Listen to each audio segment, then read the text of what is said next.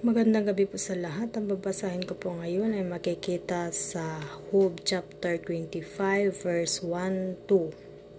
Nagsalita si Bildad, sumagot si Bildad na taga Shua.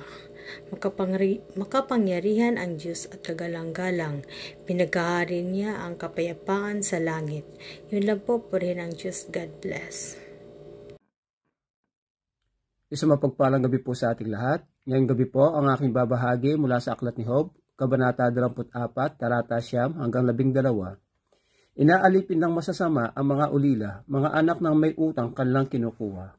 Hubad na pinaglalakad ang mga mahihirap, labis ang gutom habang sila'y pinapagapas.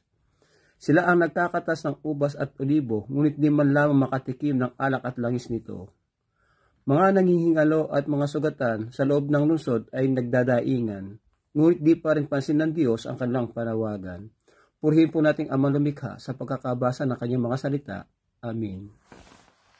Isang mapagpalang gabi po sa ating lahat. Ang akin pong babasahin ngayon mula sa libro ng Job, chapter 25, verse 4. Paano makakatayo ang isang tao sa harapan ng Diyos?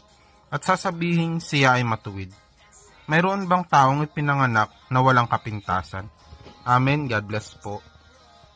Hello po, good evening. Ang aking Bible verse for today is from the book of Job, chapter 25, verse 5. Para sa Diyos, ang buwan ay walang ningning, at ang mga bituin ay marumi sa kanyang tingin. Amen. Ang mabuting balita ng ating Panginoon. So para po sa pagpapatuloy ng ating devotion na ginagawa, tayo po ay nasa Job chapter 25 na. At ang ating pong babasahin ay verse 6, sabi po dito, gaano pa kaya ang tao na isa lamang insekto, ang anak ng tao na isang uod lamang. So dito pag pinag-aralan po natin ito, makikita mo natin na hindi po talaga pwedeng kumbaga yung kababaan po talaga ng tao kumpara sa kadakilaan ng Diyos ay grabe, no? Yung pagkatao po natin ay talagang limitado, samantalang yung Diyos ay grabe po yung kanyang kapangyarihan.